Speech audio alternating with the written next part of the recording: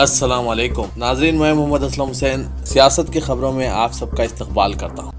हिंदुस्तान में पिछले 24 घंटों में कोरोना वायरस के 28,498 नए केसेस सामने आए हैं और 553 लोगों की मौत भी वाक़ई हो चुकी है। वजारत सेहत की जानिब से मंगल की सुबह जारी अपडेट के मुताबिक हिंदुस्तान में कोरोना वायरस मरीजों की कुल तादाद 9,06,752 तक जा पहुँची है और अब तक 23,727 अफराद फौत भी हो गए हैं। हिंदुस्तान में कोरोना केसेस 9 लाख तक पहुंच चुके हैं और अब एक बार फिर से लॉकडाउन का दौर लौटता दिख रहा है। मुल्क के कई शहरों में आज से एक बार फिर लॉकडाउन किया जा रहा है। ये सख्ती साफ बता रही है कि जिंदगी की रफ्तार को रोकने ही कोरोना को काबू करने का इकलौता रास्ता माना जा रहा है। दरअसल हर रोज नए रिकॉर्ड बना रहे कोरोना केसेस के तादाद अब डराने लगी है।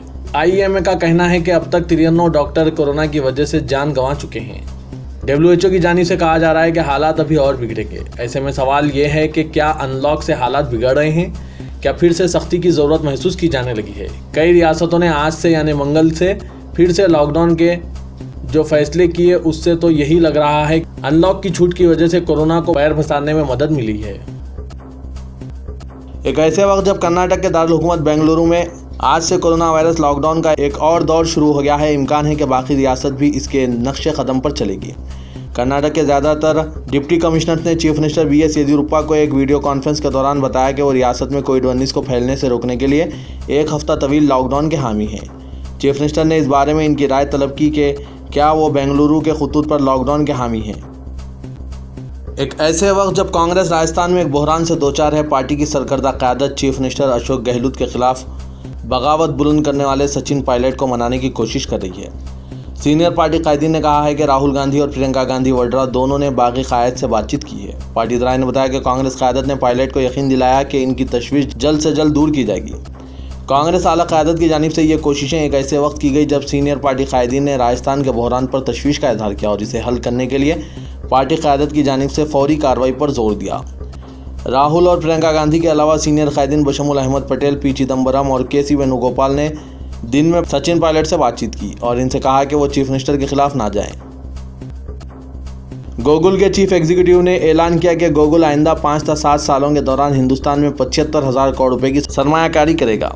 उन्होंने कहा कि यह सरमायाकारी हिंदुस्तान में डिजिटल टेक्नोलॉजी के फ़रोग़ को तेज़ रफ्तार करने में मदद फराहम करेगा।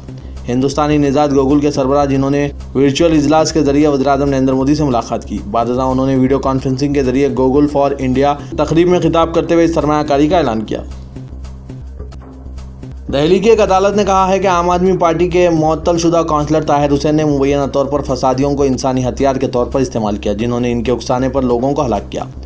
अदालत ने इंटेलिजेंस ब्यूरो के ओहदेदार अंकित शर्मा के कत्ल केस में इनकी दरख्वास्त जमानत मुस्तरद करते हुए यह बात कही। यह वाक़या शुमाल मशरक़ी दिल्ली के फ़िरक़ावाराना तशद्दुद के दौरान पेश आया था।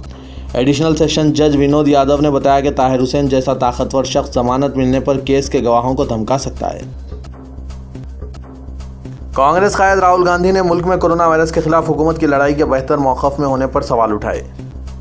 कल मरकज़ी वज़ीर दाखिला अमित शाह ने कहा था कि कोरोना वायरस की वबा के खिलाफ जंग में हिंदुस्तान बेहतर मौक़िफ़ में है और मुल्क इसके खिलाफ पूरे अज़्म, जोश और जज्बे के साथ लड़ाई करेगा।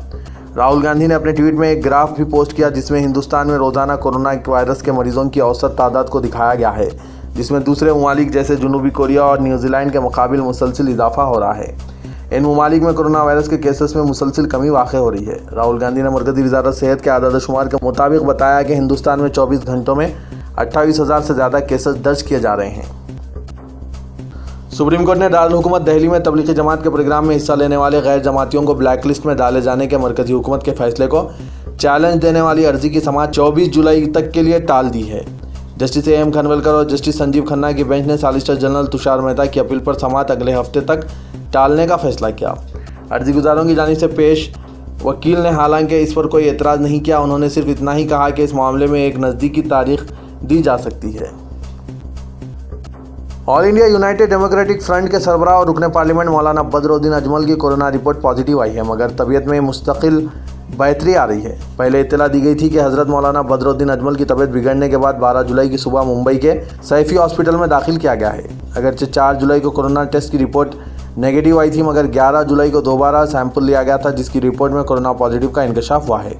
डॉक्टरों ने फौरी तौर पर इलाज शुरू कर दिया और तबीयत में बेहतरी आई है। डॉक्टरों के मुताबिक तबीयत में मुस्तकिल बेहतरी आ रही है, इसलिए घबराने की ज़रूरत नहीं है।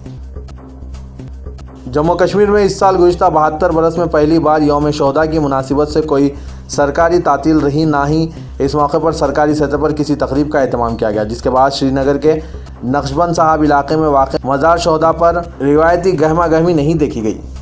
गुज़रे के 13 जुलाई 1931 को श्रीनगर में सेंट्रल जेल के बाहर डोगरा फौजियों के हाथों 22 कश्मीरियों की हलाकत हुई थी। बाद में साल 1948 में इस वक्त के जम्मू कश्मीर के वज़ीर-ए-आज़म शेख मोहम्मद अब्दुल्ला ने इस दिन को यौम शोहदा करार दिया था और इस दिन सरकारी तातील का ऐलान किया था। कम्युनिस्ट पार्टी ऑफ इंडिया ने मुल्क की जेलों में दानिश्वरों और इंसानी हुकूक के कारकुनों की बिगड़ती हुई सेहत पर गहरी तशवीश का इज़हार किया है और इनकी फौरी रिहाई का मुतालबा किया।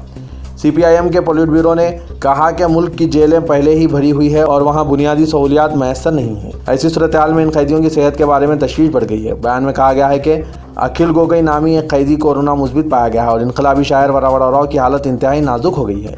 लिहाजा ये खदशा बढ़ गया है कि गौतम नौलिखा, सुधा भरद्वाज, सोमा सेन जैसे इंसानी हुकूक के कारकुनों और दानिशवरों की हालत कहीं ज़्यादा ख़राब ना हो जाए और वो कोरोना इन्फेक्शन का शिकार ना बन जाए। हिंदुस्तान के साथ जारी सरहदी तनाज़े के दरमियान वज़ीर-ए-आज़म नेपाल KP शर्मा ओली ने दावा किया है कि राम हिंदुस्तानी नहीं थे और ये कि अयोध्या दर हकीकत नेपाल में है। नेपाली मीडिया के मुताबिक ओली ने भानु जयंती के मौके पर अपनी क़यामगाह पर तकरीर में कहा कि तारीख़ के हक़ाइक़ को तोड़ मोड़ कर हिंदुस्तान के अयोध्या को लॉर्ड राम की जाए पैदाइश बताया जा रहा है। उन्होंने कहा कि हकीकी अयोध्या नेपाल के बेड़गंज के इलाके थोड़ी में वाक़ है।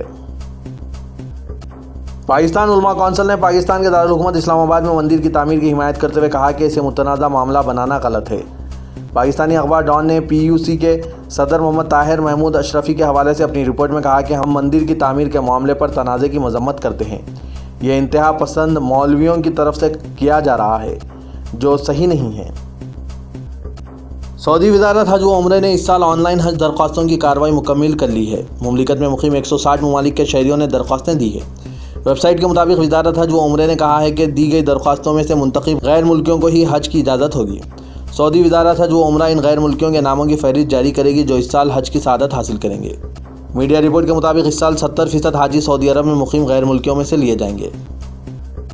ग्रेटर हैदराबाद के हुदूद में कोरोना के तेज़ी से फैलाव और अमवात में इजाफे के बाद ग्रेटर हैदराबाद म्यूनसिपल कॉरपोरेशन के लिए ऐसी नाशों को ठिकाने लगाने में दुश्वारी हो रही है जिन्हें रिश्तेदारों ने हासिल नहीं किया। बताया जा रहा है कि हैदराबाद में कोरोना से फौत होने वाले कई मरीजों के रिश्तेदारों ने नाशों को हासिल नहीं किया, जिसके नतीजे में ये तादाद बढ़ती जा रही है और मजलिस बल्दिया के लिए एक चैलेंज बनता जा रहा है। क़वायद के मुताबिक ऐसी नाशों को ठिकाने लगाने के लिए मजलिस बल्दिया अजीम तर हैदराबाद को कदम उठाने पड़ते हैं, लेकिन जिसकी जगह बल्दिया नाशों को ठिकाना लगाना चाहती है वहाँ के मकीनों ने एहतजाज शुरू कर दिया है। बताया जा रहा है कि एरागड्डा शमशान घाट में गुज़िश्ता एक हफ्ते से रोज़ाना तकरीबन 20 से 22 नाशों की बल्दिया की जानिब से आखिरी रसूमात अंजाम दी जा रही है। इब्तिदा में ये तादाद कम थी, लेकिन केसेस में इजाफे के बाद से कोरोना मुतासिरीन की नाशों की तादाद में इजाफा हो गया है। काचूड़े की निम्बोली अड्डा, सिकंदराबाद के बंसीलाल पेट, शमशान घाट और बालापुर के कब्रस्तान को नाशों की आखिरी रसूमात के लिए इस्तेमाल किया जा रहा है। हुक्काम ने आखिरी रसूमात अंजाम देने वाले अमले को हिदायत दी है कि वो इस बात को यकीनी बनाएं कि आखिरी रसूमात सही ढंग से अंजाम दी जाए ताकि वायरस फैलने का खतरा बाकी ना रहे। शहर हैदराबाद में मूसा नदी के हुदूद के तयीन को अंदरून 15 दिन मुकम्मिल कर लिया जाएगा। मूसा रिवर फ्रंट डेवलपमेंट कॉरपोरेशन की जानिब से इस अमल का आगाज़ कर दिया गया है। गुज़िश्ता दिनों महकमा बल्दी नज़्म-ओ-नस्क के जायज़ा इजलास में वज़ीर बल्दी नज़्म-ओ-नस्क KT रामाराव ने मूसा रिवर फ्रंट डेवलपमेंट के कामों के सिलसिले में दरियाफ़्त किया था, जिस पर अहदेदारों ने बताया कि कोरोना की सूरत हाल के दौरान इस अमल को रोक दिया गया था, लेकिन जल्द मुकम्मिल कर लिया जाएगा। रियासत तेलंगाना में कोरोना वायरस मुतासरीन की तादाद में पीर के रोज़ कुछ कदर इजाफा हुआ है और एक दिन में वायरस के 1550 नए पॉजिटिव केसेस रिपोर्ट हुए हैं। रियासती हुकूमत के एक बुलेटिन में कहा गया है कि आज एक दिन में 9 अमवात भी हुई हैं, जिनसे अब तक मरने वालों की तादाद 365 हो गई है। आज 1197 मरीजों को इलाज और सेहतयाबी के बाद डिस्चार्ज भी किया गया है। अब तक डिस्चार्ज मरीजों की तादाद 23,679 हो गई है, जबकि मजीद 12,178 मरीज हुनूस दवाखानों में ज़ेर इलाज है। आज के नए पॉजिटिव केसेस में जुमला 926 केसेस ग्रेटर हैदराबाद से रिपोर्ट हुए हैं। कोरोना मुतासरीन की तफसीलात अब रोज़ाना मजलिस बल्दिया अजीम तर हैदराबाद की वेबसाइट पर पेश की जाएगी और इनके मोहल्ले का नाम और पता भी दिया जाएगा ताकि वायरस फैलने से रोका जा सके। कमिश्नर बल्दिया हैदराबाद लोकेश कुमार ने बताया कि शहर में कोरोना के बढ़ते मरीजों की तादाद पर काबू पाने कंटेनमेंट जोन्स के क़याम के लिए लाजमी है कि अवाम में शऊर उजागर किया जाए और दीगर शहरियों को वाकिफ़ करवाया जाए कि शहर के किस इलाके में कोरोना मरीज़ है और दीगर शहरियों को किस तरह की एहतियात करनी चाहिए। लोकेश कुमार ने मोहल्ले की कमेटियों और रिहायशी अपार्टमेंट्स की तंजीमों के अलावा एसोसिएशन के जिम्मेदारों से अपील की कि वो जीएचएमसी के इस इक़दाम में ताउन करें ताकि शहर में कोरोना को फैलने से रोका जा सके। तेलंगाना हाईकोर्ट ने ऑनलाइन क्लासेस के बारे में हुकूमत को तफसीलात दाखिल करने की हिदायत दी। ऑनलाइन क्लासेस के मसले पर दाखिल दरख्वास्त की आज समाअत की गई।